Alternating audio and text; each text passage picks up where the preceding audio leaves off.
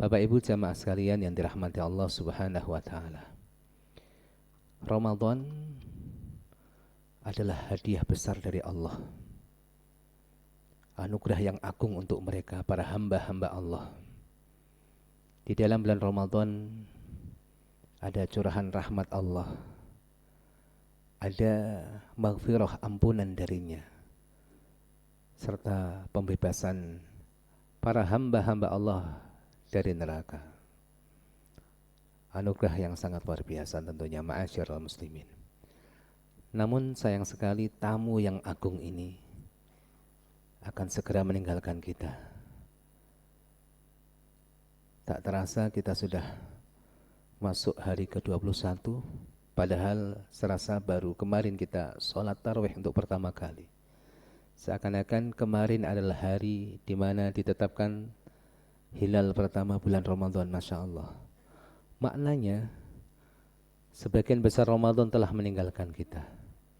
Dan nanti ketika bulan Ramadan benar-benar meninggalkan kita, maka Ramadan akan menyisakan dua golongan manusia. Yang pertama, mereka adalah orang-orang yang beruntung. Kemudian yang kedua adalah orang-orang yang merugi. Pertanyaan besarnya, kira-kira kita ada di mana? Kita masuk golongan yang mana? Apakah masuk golongan orang-orang yang beruntung atau sebaliknya? Ma'asyiral muslimin, kalau kita perhatikan hadis-hadis Nabi, insya Allah kita akan mendapatkan indikasi-indikasi mereka orang-orang yang beruntung, dan sebaliknya ada orang-orang yang merugi. Yang pertama, ma'asyiral muslimin, orang yang beruntung adalah mereka orang-orang yang dosanya lebur, diampuni oleh Allah Subhanahu wa taala. Karena ini adalah inti Ramadan kita. Man shoma ramadhana imanan wahtisaban ghufira lahu ma taqaddama min dhanbih. Orang yang puasa pada bulan Ramadan dengan iman dan ikhlas, maka diampuni dosa-dosa yang sudah lalu. Bahkan sebaliknya Rasulullah bukan hanya mengatakan rugi, tapi celaka. Siapa dia orang yang celaka? Rogima anfu rojulin, celaka seseorang dakhala alaihi Ramadan, yang mendapatkan Ramadan, summan salakha, Ramadan pergi meninggalkan dia sehari demi sehari sampai hari ke-21, sampai nanti 1 bulan full, qabla ayyuk faralahu, sedangkan dosanya tidak berkurang sedikit pun. Celaka, kata Rasulullah sallallahu alaihi wasallam.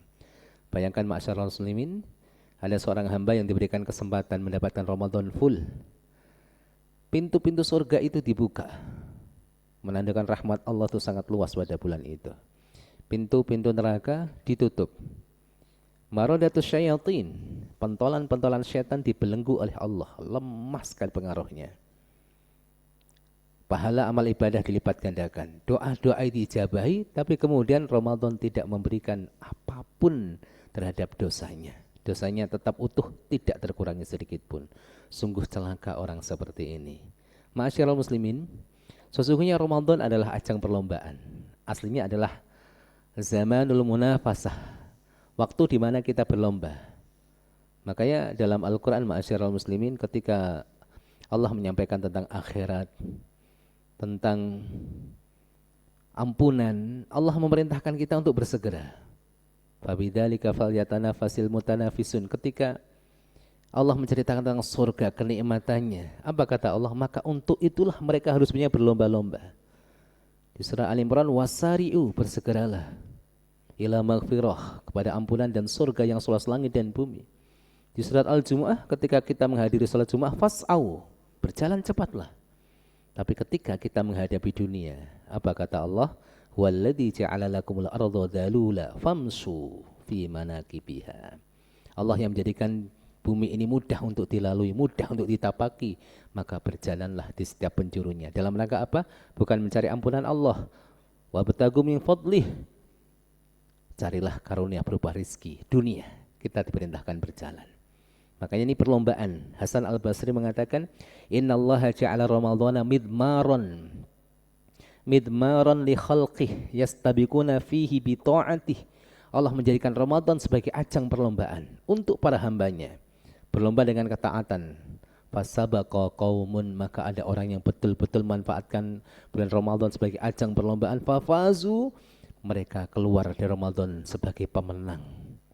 Wa takhallafa qaumun, ada sebagian kaum yang santai saja. Fakhabu, maka keluar dari bulan Ramadan yang adalah hampa tangan, tidak mendapatkan apa-apa. Ini adalah kerugian yang sangat besar. Kalau orang tidak mendapatkan Ramadan, ya memang tidak ditakdirkan Allah. Tapi orang mendapatkan Ramadan, namun ternyata Ramadan tidak mampu mengurangi dosanya sedikit pun. Ini yang pertama, orang yang beruntung dan orang yang merugi. Yang kedua, orang yang beruntung adalah mereka orang yang mendapatkan takwa di balik syariat puasa. Kutiba alaikumus shiyam kama kutiba alal ladzina min qablikum la'allakum tattaqun. Mudah-mudahan kalian bertakwa. Dengan puasa ini mudah-mudahan. Yang berkata mudah-mudahan siapa ini? Allah. Ibnu Abbas mengatakan kata-kata mudah-mudahan agar, supaya, kalau Allah yang mengatakan itu pasti. Jadi maknanya kalau kalian puasa pasti takwa. Tapi ada orang yang puasa tidak bertakwa, berarti puasanya bermasalah. Jabir bin Abdullah mengatakan, prinsip puasa menurut seorang sahabat Nabi Jabir bin Abdullah, beliau mengatakan idza sumta, kalau kamu itu puasa, fal yasum sam'uka wa basaruka wa lisanuka 'anil kadhibi wal maharim. Kalau kamu puasa, maka sertakanlah puasa itu pendengaranmu, penglihatanmu, lisanmu. Puasa tahan dari kedustaan dan hal-hal yang haram. Maka nanti kita lihat ma'asyiral muslimin, ba'da Ramadan ada orang yang semakin menjaga sholat, semakin bagus ibadahnya, ya, semakin mulia akhlaknya. Ini tanda-tandanya. Karena Ramadan itu adalah tarbiyah madrasah, tempat latihan dan hasilnya nanti ba'da Ramadan. Namun kalau ba'da Ramadan, kemudian ya ada istilah kembali ke setelan awal. Lah ini dia. Ramadan jadi malaikat, bulan Ramadan jadi seton. Nah ini kan ya. Kembali ke setelan awal, ini jadi masalah. Ya. Salatnya ya sudah kembali lagi bolong-bolong. Yang biasa muamalah riba ya riba lagi. Nunggu Ramadan nanti, tobatnya Ramadan tahun depan. Kalau kita dapat Ramadan tahun depan, siapa yang menjamin kita mendapatkan Ramadan yang akan datang? Bayangkan kalau ini Ramadan terakhir bagi kita. Ya, apakah kita nanti bangga menceritakan kepada Allah, ini Ramadan kita, hari ini Ramadan yang terakhir? Ataukah kita kecewa nanti kelak di hadapan Allah Subhanahu wa taala? Maka di sini ma'asyiral muslimin, orang yang beruntung adalah orang yang dapat takwa. Bukan yang dapat lapar dan dahaganya saja. Ini sudah sering diingatkan oleh Rasulullah. Rugi kan? Lapar dahaga, ibaratnya kalau dengan bahasa awam, walaupun ini tidak benar, ngapain ente puasa? Enggak merubah karaktermu, kan? Walaupun tentunya enggak bisa seperti ini ya, tetap ini usaha puasa itu syariat, tetapi intinya bukan itu. Tetapi jangan dipahami sebagaimana orang liberal, yang penting baik, enggak puasa enggak apa-apa. Ini salah juga. Ya, jadi ada tingkatan, puasanya awam, puasanya khusus. Nah, kalau kita sudah puasa awam, di-upgrade, jangan ditinggal. Nah, kalau kita sudah baik, nggak perlu puasa. Ini orang liberal, ya, orang sekuler, orang liberal. Yang penting baik, yang penting kita bertakwa, nggak perlu puasa. Ini salah. Jadi tahapan syariah kita lakukan, harapannya syariah kita tapaki, kita mencapai ma'rifah. Yang disebutkan, kita mencapai ma'rifah, kita kenal Allah. Ya, puasa adalah jalan menuju taqwa, la'allakum tattaqun. Jangan meninggalkan puasanya, kecuali pertama wanita haid nifas, ya kan? Kemudian masih kecil, atau gila, silahkan pilih. Ya, bukan wanita, bukan anak kecil, ya, mungkin yang ketiga nih. Kenapa Pak nggak puasa? Ya mungkin agak ada gangguan jiwa. Lah ini nggak wajib ini. Ya, tapi kalau masih sehat, bukan seorang wanita yang ada halangan, bukan anak kecil, ini kewajiban kita untuk berpuasa. Nah, yang ketiga, yang terakhir, jalan terbaik menuju keberuntungan adalah menghidupkan 10 malam terakhir. 10 malam, bukan hanya ganjilnya saja, 10 malam terakhir full. Nah, kalau nggak bisa full siang malam, ya minimal malamnya. Nggak bisa semuanya, ya minimal malam ganjilnya. Masalahnya Ramadan kita mulainya berbeda. Kaum muslimin di Indonesia ini berbeda. Ada yang Rabu, ada yang Kamis. Ganjil menurut saya, genap menurut kamu. Lah ini kan masalah. Ini ada hikmahnya juga. Apa hikmahnya? Memaksa kita hidupkan setiap malam. Kan genap bagi saya, ganjil bagi kamu, mulai repot ini. Ya, alhamdulillah hikmahnya itu. Kalau perbedaan itu fikih klasik sejak zaman dahulu. Apakah standar kita itu ru'yat global di mana muncul hilal maka seluruh kaum muslimin di dunia puasa. Ini jumhur, mayoritas para ulama seperti itu. Tapi kalau madhab Al-Imam Asy-Syafi'i yang dipakai oleh mayoritas kaum muslimin di Indonesia, pakainya ru'yat lokal. Nah, Saudi nampak, Indonesia kan punya matla' sendiri, nggak bisa ngikut, kita ikut lokal, nggak apa-apa. Tetapi ingat, Lailatul Qadar nggak mungkin terjadi 2 malam dalam 1 bulan. Nah ini dia PR nih, ya kan? Makanya yang ikut, yang puasanya duluan bisa mengambil malam berapa tuh Pak? 27, 28 ya. Kalau yang puasanya belakangan 26, 27. Nah, ini kalau pengejar di malam 27. Tapi kalau menghidupkan 10 malam terakhir, bahkan mungkin kalau Ramadannya 30 bisa 11 kan gitu kan. Ya ala kulli hal nanti ikut hitungkan 10 malam terakhir dihidupkan, insya Allah dapat Lailatul Qadar. Artinya mendapat di sini apa? Menghidupkan malam itu dengan ibadah. Makanya waktu yang paling istimewa bulan Ramadan bukan di awalnya, bukan di pertengahannya. Ini diingat. Tapi di penghujungnya. Jadi ada istilah setar boleh terlambat, finish harus duluan. Nah gitu kan. Jadi sampai Syekhul Islam mengatakan kuda yang terbaik, kuda pacu itu ketika menjelang finish dia langsung ngebut itu. Bukan malah santai. Mungkin awalnya santai tapi ke menjelang finishnya wah itu ngebut. Itulah gambaran kuda yang cerdas, kuda pacu yang cerdas. Tetapi kita faktanya hari ini apa Pak? Ya kerja, wadah ini udah mulai libur nih, kapan mudik nih kan gitu kan. Wah belanja belum nih, akhirnya sibuk kita Pak. Makanya tipsnya andikan kita sibuk karena memang ini adalah hari kegembiraan, hari lebaran Idul Fitri, sibukkan di siang hari kalau bisa. Ya belanja-belanja siang hari, jangan malah kebalik. Ya, malah kebalik ataupun malah siangnya tidur, malamnya belanja. Wah ini repot nih. Siangnya tidur, malamnya belanja. Oke, tidur, istirahat, aktivitas, kerja silahkan. Malamnya dimulai dari maghrib.